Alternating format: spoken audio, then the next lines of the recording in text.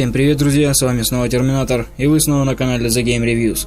Сегодня мы узнаем, каких маньяков ждут в игре, разные там технические вопросы и, внимание, читеры уже в игре. Пользователя под ником Молчан интересует вопрос, будут ли вайпы, то есть сброс всех статистик игроков перед релизом игры, и не будет ли такого, что к релизу будут бегать сплошь 60-уровневые чуваки и новичкам просто нечего будет там делать. На самом деле сейчас вайпы есть при каждом обновлении. Соответственно, по выходу в бета-тест будет такой же вайп. Ну и бета-тест это почти релиз и есть в принципе, так как в него уже смогут поиграть все, кто захочет, без ограничений. Однако полагаю, что и по завершению бета-теста будет тоже вайп. Во всяком случае, на сайте игры где-то было указано, что на каждом этапе тестирования будут вайпы. А так как бета это тоже этап тестирования, то по его завершению, думаю, вайп тоже ожидать стоит. То есть в релиз, когда выйдет игра, скорее всего, все будут обнулены до нулей, независимо от того, тестировал с альфы, с беты там, или только что купил игру. Давний зритель Великий Пермский вновь задал весьма интересный вопрос. Можно ли будет вырубить свет в здании путем перерубания кабеля в электрощитке, например?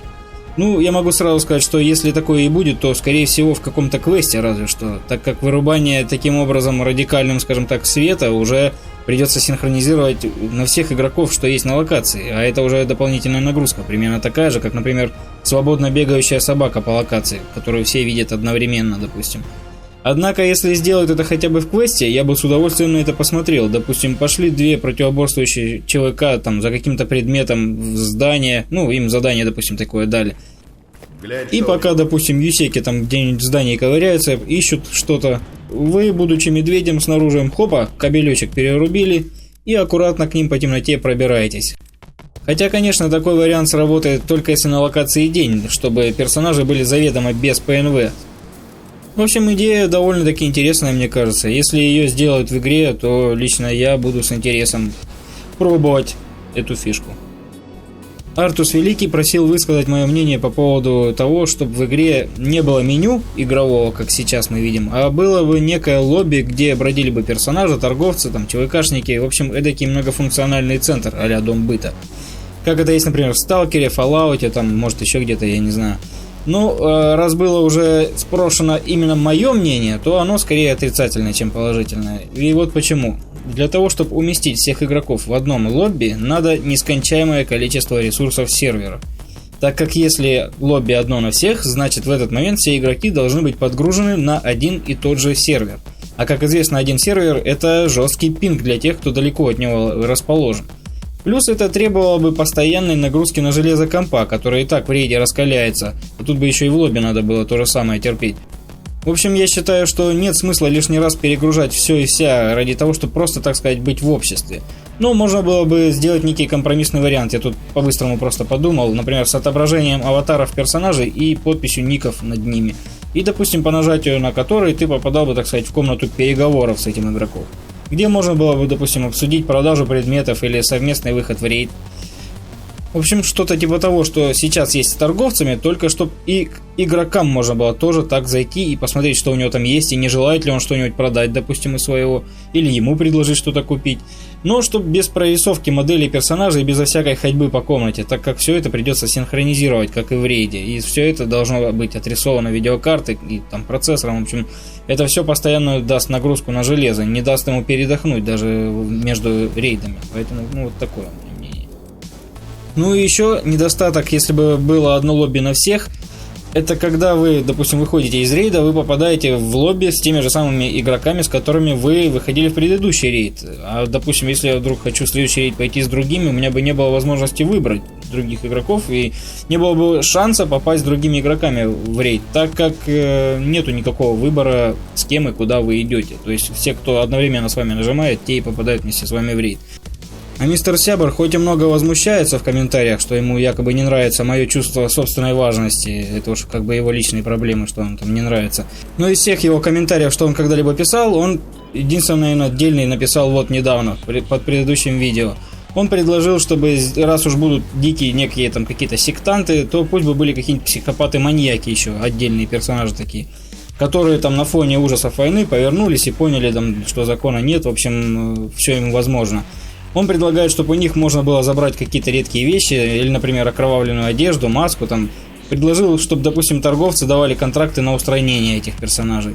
Ну, от себя я добавлю, пусть бы они были только, допустим, с ножами или топорами, и при этом только ночью в темноте где-нибудь, чтобы в темных местах на локации они тусовались. То есть, чтобы их вот так вот посреди бела дня нельзя было увидеть, и чтобы у них был шанс с топориком или с ножичком к вам подбежать по-тихому. Например, в лесу или темных комнатах общаги, то есть, чтобы они тусовались. И также, чтобы они передвигались почти бесшумно, чтобы их появление вызывало отложение целого поддона кирпичей. Не знаю, как вам, а мне эта идея весьма по душе, и безо всяких зомби можно сделать страшные и весьма опасные моменты в игре. Ну а теперь давайте о технической части игры. Пользователь под ником Гера написал, что у него игра раньше даже на минимуме толком не работала, при том, что железки у него, как он сам пишет, предназначены для игры на ультраграфике.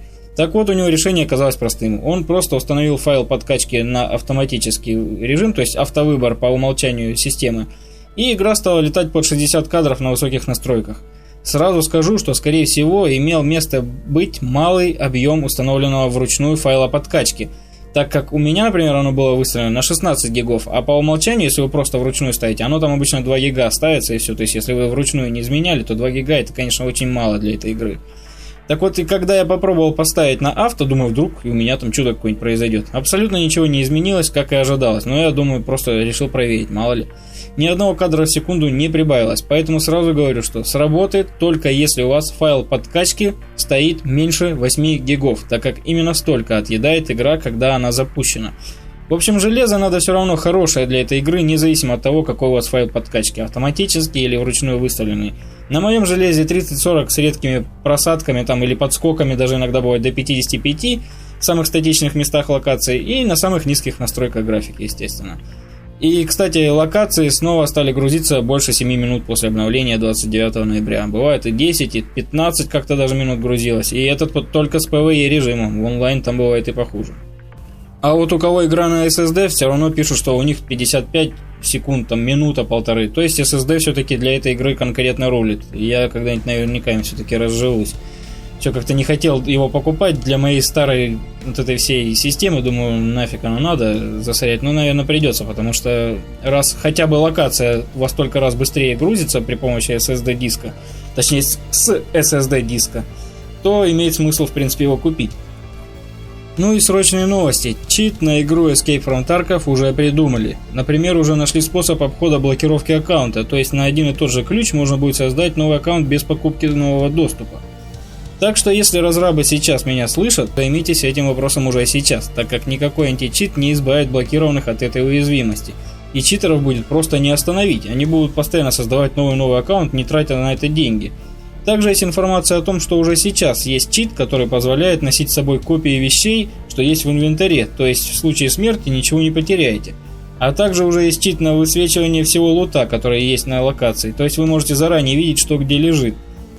Все эти штуки вряд ли запалятся античитом. Эта информация получена от человека, который гоняет с читами в Contract Wars и Higher Tops. В тех играх видео я уже видел, так что думаю, не доверять ему смысла нет. И я думаю, что читы и правда уже существуют. Так что, разработчики, я на вашем месте бы начал заниматься этим вопросом прямо сейчас. Потому что если все эти косяки вы дотянете до релиза или хотя бы до беты, то будет полная хрень, когда целая толпа народу зайдет играть, так как с бетой мы знаем, много кто собирается начинать играть. И вот это все начнет сразу массу негатива с самых же первых дней игры. На вашу игру просто посыпется масса негатива. То есть люди, допустим, которые до этого в нее даже не играли, зайдут и уже сразу будут иметь дело с читерами. То есть просто беспроблемно будут проигрывать всем подряд. Античит надо запускать до массового захода игроков. Я все это рассказываю, потому что сам опасаюсь будущей ситуации, когда все сплошь будет вокруг читеров. Как правило, все античиты работают по принципу отслеживания положения мыши, там, полета пули и так далее. То есть рассчитаны на отслеживание там ВХ и аимботов. То есть кто стреляет автоматически в голову, там через стены видит врагов, я имею в виду. А у нас тут назревает коллапс именно с редким лутом, например. Ибо если знать, где лежит что-то такое ценное, то можно по-быстрому его побежать и подобрать. А я уверен, что античит не будет ничего подобного отслеживать, и в этом проблема. Ну и на такой тревожной ноте сегодня я заканчиваю. Если выпуск вам понравился, ставьте пальцы вверх. Если не понравился, ставьте пальцы вниз. Но, пожалуйста, не игнорируйте эту просьбу. Ваши пальцы — это не просто цифры, это важно для статистики канала. Подписывайтесь на канал, если хотите вместе со мной следить за развитием игры Побег из Таркова или другими играми, в которые я играю. Всем спасибо за просмотр, с вами был Терминатор, всем пока.